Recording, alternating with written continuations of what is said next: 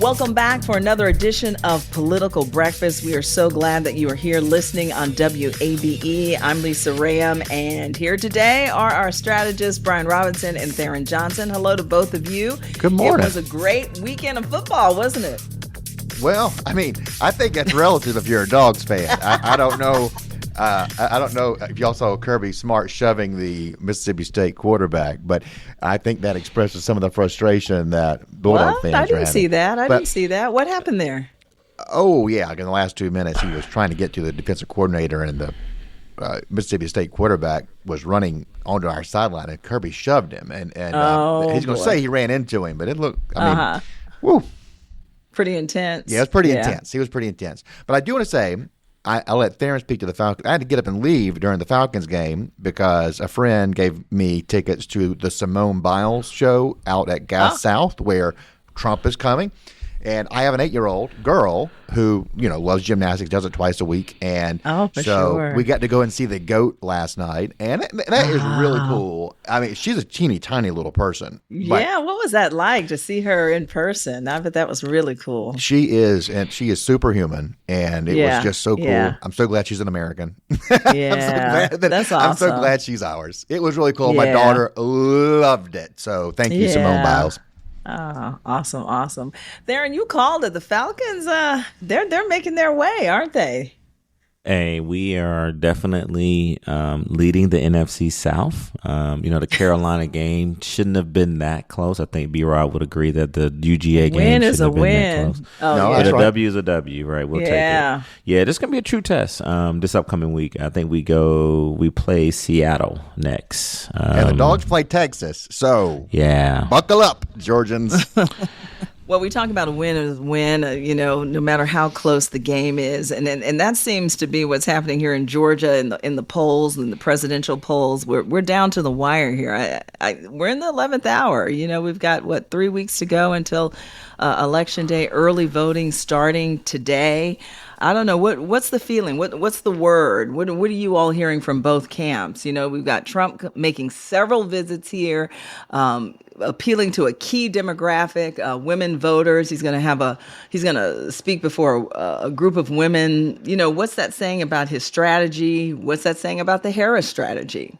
I don't want to steal Tharon's thunder. Tharon and I have done speaking engagements every day for about 10 days as a duo traveling around. And, one thing Tharon said last week to one of those groups, and shout out to Dr. Bullock's class at UGA, shout out to the Georgia Chamber of Commerce Board of Governors, shout out to WABE's corporate donors, all of whom got a little political breakfast action last week.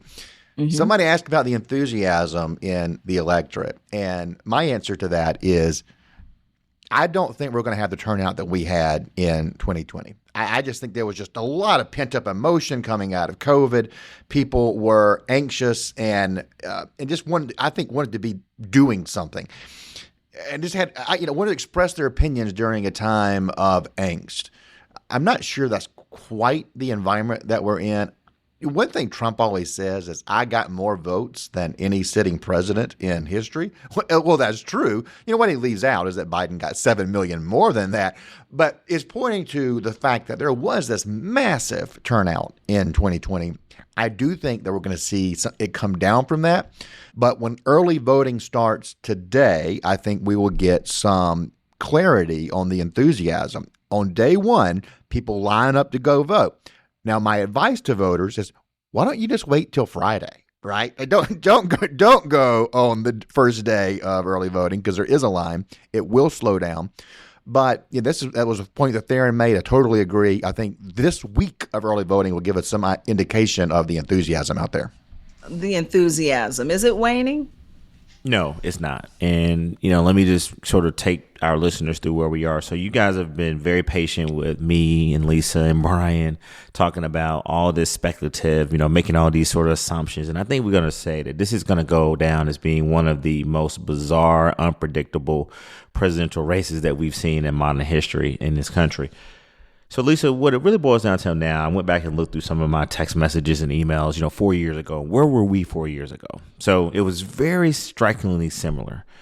Trump had actually spent a lot of money here, and he was coming back. All right. He was coming back here, spending a lot of time going through the state because why? He saw the polling numbers sort of trending our way.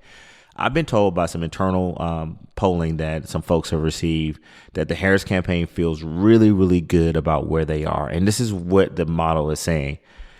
Look at where they've spent their time, Lisa. Down in the southeastern part of the state, President Clinton, former President Clinton, was in Columbus, Georgia this past weekend. And when she comes back to the A, she's going to be back in Metro, and she's going to have a very, very specific message that's Georgia specific. I do believe that we are trending in the right direction. Now, here's the challenge. What I did know 4 years ago that I don't know now, Lisa, is that I saw the numbers sort of trending our way with disaffected Republican white women, right? College educated. Those are my ladies. Those are my favorite groups, right? And I feel like we are getting a lot of them slowly but surely. But what's up for grabs, and we're just going to call it like it is on this podcast, what's up for grabs more than ever is men, not just black men, but white men as well. And I think that what I'm being told from some very credible sources is that the Trump campaign doesn't see the same enthusiasm that they had in the rural parts of Georgia. Now, they're going to do well in, a lot of those parts. And what Democrats are focusing on is that we don't have to win those rural counties that are strong red counties. We just got to do as good as we did 4 years ago or a little bit better. Lastly, turnout. I don't think you're going to see a lot of people going to the early vote sites today. Maybe like the people who've already made up their mind. But let's check back on Thursday and Friday to be Rob's point when we come back on the show next week. And if Democrats are voting at the same level that we were voting at 4 years ago, that's an excellent sign. Lastly, Election Day. I do believe that if you look at the sort of alarming rhetoric from Donald Trump, and it's just rhetoric lately. I mean, Lisa, we felt it over the weekend. I mean, these baseless false claims that he's making about immigration and migrants, that shows a weakness to me that he's got to get his base out. He's got to get them fired up. And when you try to run a campaign that's based on fear, you got to create an enemy. And that's what he's doing in these last few days. And I think we'll hear a lot of that rhetoric in Georgia from not only him, but his surrogates that'll be here for the next 20 plus days. Yeah, let me transition there. Darren made some great points. Let me transition on you got to have an enemy. The Democrats are talking about Trump promising a bloodbath if he wins, and talking about good people on both sides, both of which we know are not what he was. They misrepresent what he was saying. They are creating an enemy too. I think we're talking about something that's a little bit different. Now, what I'm talking about with enthusiasm is turnout numbers overall across the country. I think it'll be lower across the country than it was 4 years ago. Let me add a caveat that Tharon made me think of. In Georgia, we may have numerically the same number or more because we've registered 600,000 new voters. So we've gone from 7 million something registered voters to 8 million.2 registered voters. So just sheer numbers because of the growth in Georgia, we may see higher turnout here. But you mentioned, Lisa, in your original question about women voters, and Trump is coming here to do a women's issues forum. Why is he doing that? Because Tharon was talking about men. There's a huge gender gap. Men are with Trump, and part of that's because Trump is doing well with non-white men, or doing better than Republicans have historically. And, with white men, he's got a really strong, white men are his most, immovable base, the way black women are for the Democrats. So he's got to build on that. He's got to cut some of the losses when it comes to white suburban women that Tharon loves to talk about so much. And, I think it's going to be a test for him to be able to stay on message and speak to some of these issues that matter to them. I'll remind you what I said a few weeks ago, that just because Democrats say these are women's issues, these are the issues that women care about, Republicans know there's more to it than that. They care about the economy, they care about schools, they care about the border, just like any other person does. So he's going to be able to speak to some of these hopefully in a way that appeals to moms, that appeals to young women, although that's going to be a really bad group for him in the election, and to some degree holding some of the white senior citizen women as well, because that's such an important part of the Republican coalition. So this is a test, and he's not always disciplined in speaking to these subgroups, but then again, he often kind of defies conventional wisdom in a way we've never thought of and gets away with it. So I think this is one of the most interesting things of the week is Trump talking to women's issues here in front of a Georgia audience. Yeah, you talk about him getting away with things, and especially, he's going before this crowd of women. And last week, after Harris was on a national TV show, he claimed that Harris is being exposed as a dummy every time she does a show like this. And she was defending President Biden's record. He does seem to get away with that type of rhetoric. And do you think he will get away with that type of rhetoric before a group of women who often side with one another, no matter what race? Tharon, what are your thoughts there? Lisa, you've heard me say this for a few years now. Winning is all about building the right coalition that is actually going to turn out and vote for your candidate. Campaigns are always about the future. So let's talk about winning coalitions. The fact that gives me hope, and I'm a little inspired. B-Rock can tell you, he spent a lot of time with me this last week and this weekend, and I'm more inspired now because if Trump is coming to Georgia to talk to women with 20 days left to go, then that means that they've been ignored, Lisa, for the 2 years that this man has been campaigning. I mean, this man has been really campaigning for president of the United States since he lost. And so women have not been a central part of his campaign. So what they're doing is very risky. I mean, Brian is kind of, he's hinting around at me. We're waiting to see. No, I don't know if this man who has a history, Lisa, of not being respectful to women, this man who has a history for not empowering women, Lisa, I can't tell you another woman besides Kellyanne Conway and then maybe one press secretary or communications person who basically, by the way, came out against him, that he's elevated in his campaign, right? So this conversation to me is a little too late. I believe that most women, not all, if you are a Trump supporter for whatever reason, you're not persuadable, right? If you're saying you're voting for him for whatever reason, but I think there are a lot more women out there who are saying this to themselves, Lisa. Who do I want to wake up on that morning, November 6th, and it may not be, decided then, but who do I want to lead my country? Who do I want my children to look up to? Who do I want to trust with the economy that I know is getting better, not where it once was, but it's getting better? Who do I want to talk about my reproductive rights? And who is going to do what's best for healthcare regarding my family, right? And then the last thing, and Brian witnessed this. We were together at the Georgia Chamber, and I'm looking into this audience, right? Very sort of diverse audience. And the one thing I talked about, I think that got to some of the women in the audience is that we've forgotten that we had a very horrific, tragic event at Appalachian High School, where we still are not talking about responsible gun ownership, how we can make sure that children are safe when they go to schools. And that's one of the things that parents care about. I agree with Brian. I think we can't just say that reproductive rights and reproductive freedom is it's the top issue for every woman. But I guarantee you this, it's definitely top 3.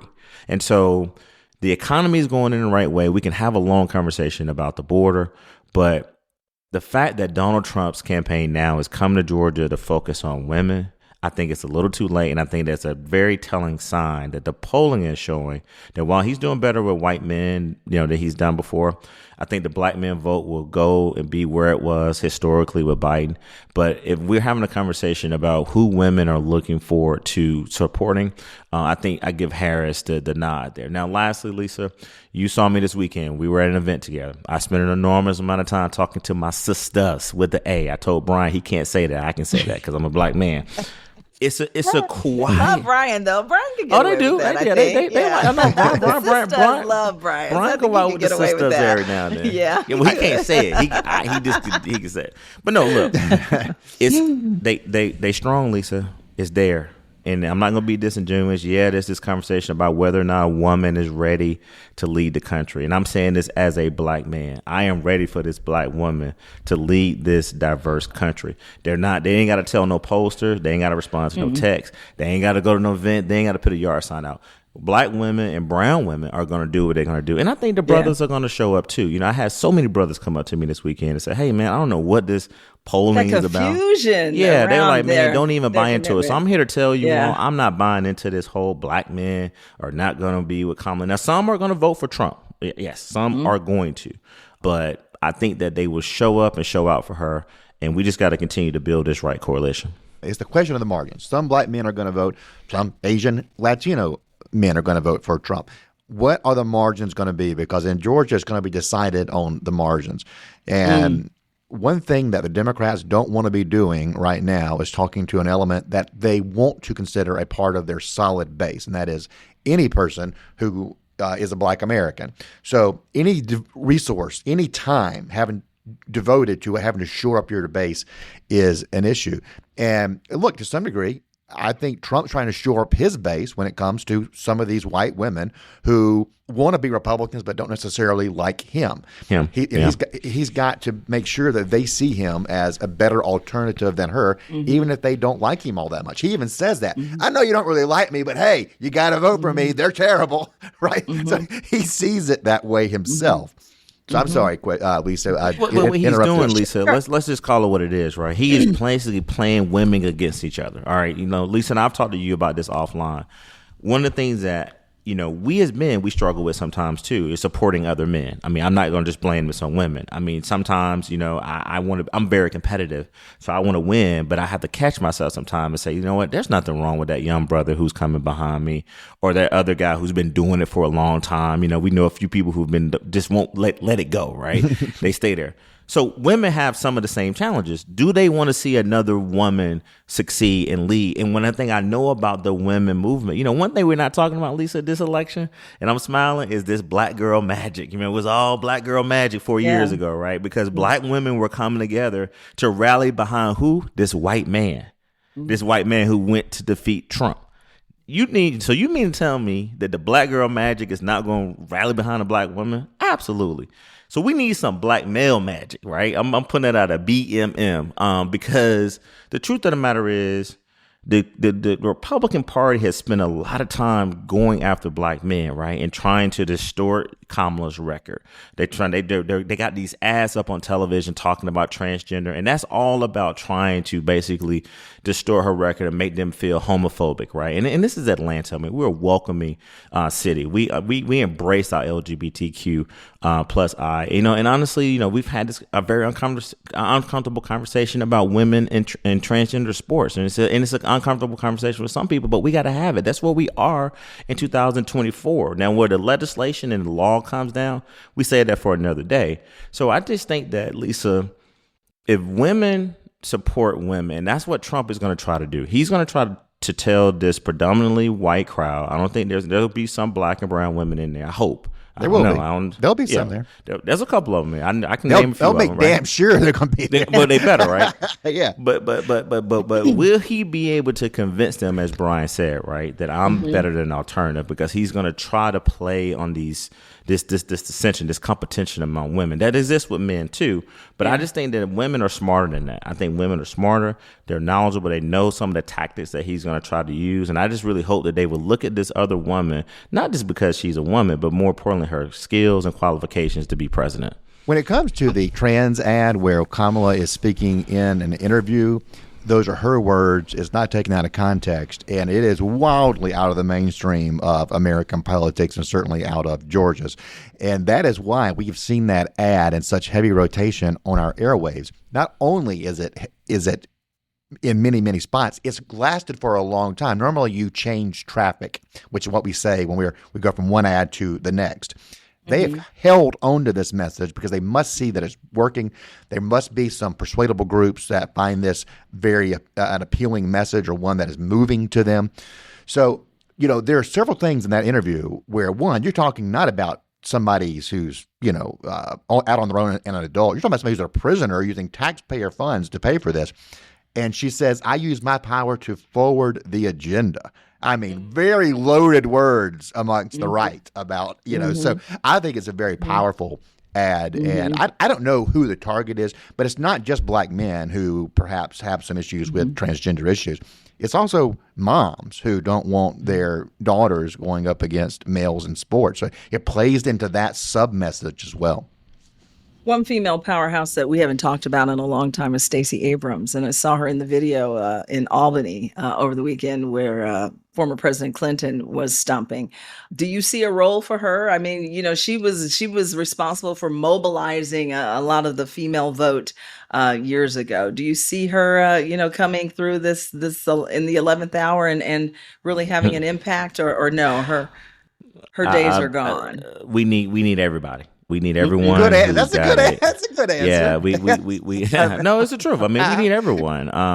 We need everyone. I mean, when I talk to elected officials all across the state, Lisa, a lot of them, shout out to Mayor Johnson down in Augusta. I keep wanting to shout this good brother out. He's doing everything he can to get these people power back on. Get them food and water, get their streets open, trees out of the way. But the places like Augusta and Savannah, Van Johnson, two mayors Johnsons in Augusta and Savannah, Columbus. And so when I talk to these folks all across the state, Lisa, they want the Stacey Abrams of the world who already have a built-in sort of network to come in and amplify the turnout. Look, I said this in front of Brian, and he's probably right, but I do feel this. I think we're not going to have a turnout problem for people who historically go.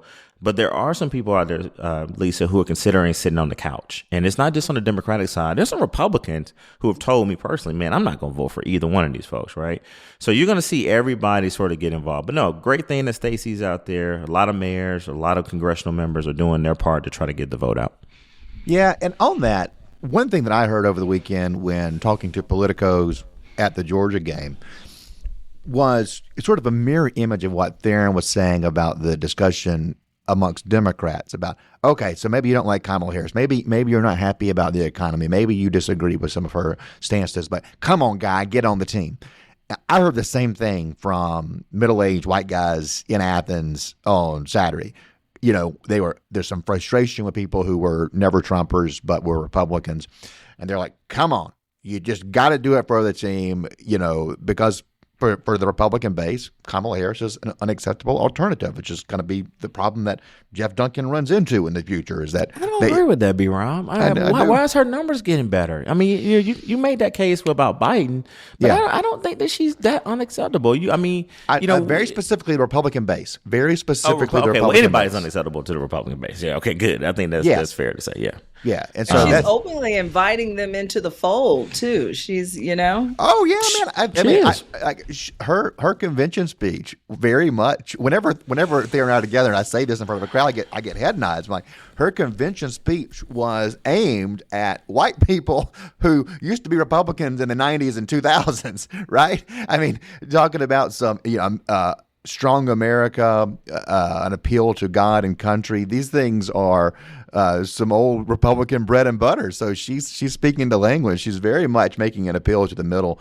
And, that's what I want to see Trump doing at this women's event. I want to see this appeal to the middle. I thought J.D. Vance showed the pathway of how you do it during that debate by the way he approached the abortion issue. There's a lot of movement in Republican circles on social media this weekend of J.D. Vance's interview with ABC, where he took on Martha Raddatz for downplaying the impact of illegal criminal gangs in certain parts of the country. And Republicans were thrilled with how he took her down on that issue.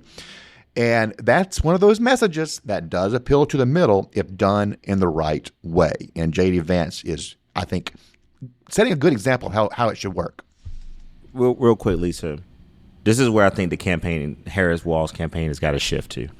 We can't be talking about transgender ads. We can't be talking about transgender sports. We can't be talking about J.D. Vance, taking down people about crimes that are being committed by undocumented immigrants, right? What we got to talk about are jobs and how Kamala Harris and Tim Walz can help you get better jobs or get more income and wages are going up. We got to talk about responsible gun ownership. And then last thing is that she's got to make sure that she addresses what's being done to secure the border. Last thing I would add, and as somebody, Lisa, we're losing people. People are dying. We just, Wanda Smith, long time person who just passed away. Rest in peace. May she rest in peace. I have folks in my family, very close people, who are dying of cancer. And so I think the issue around healthcare it's got to be at the forefront. I'm not saying that transgender abortion rights and all that is not important, but we got to make sure that those issues are being discussed as we go into these final days. And Brian, let's wrap with you. If you had Donald Trump's ear, what would you say to him? And strategist speak that he would need to focus on here in Georgia. I agree with what they're doing, trying to sort of shore up some of their female support. They have got to let Republicans who don't want to vote for Trump know that it's okay to vote for Trump. They've got to give them something to hang their hat on. And again, I think J.D. Vance is showing the way to how you do it, to being an acceptable alternative to not to Harris, but to leaving the line blank. Because is he outshining Trump? In your opinion, is he outshining Trump? It's not with the base, right? For the base, he is the sun and everything orbits around him. But beyond that, I do think that he is playing this role of appealing to the middle, although that's not ever been who he is. That has not been the role that he has played in the Senate as a candidate. But here, you're just seeing how smart the guy is. I mean, he sees the playing field and knows what call to play. So that would be my advice. That's how we get the middle when it comes to abortion, when it comes to the economy, when it comes to immigration, when it comes to crime. We are down to the wire. First day of voting, early voting underway, and things are sure to change. We're in October, and we're sitting and waiting. We don't know if that October surprise is coming, but we've got a lot to talk about these next few weeks. I just want to say this, Lisa, real quick. I just want to make sure that everyone understands, this is going to be a close election, and to take advantage of early voting and make sure that people get out, because you're going to hear a lot of things in these last few weeks that are going to be very negative, but just, stay strong and stay positive. Yeah, go vote. All right. Particularly if you're a Republican, go vote, and make sure to vote down ticket for Republicans too. Very down important. Ticket. Yeah, down ballot races are very important. Thank you. All right, we'll talk soon. Bye.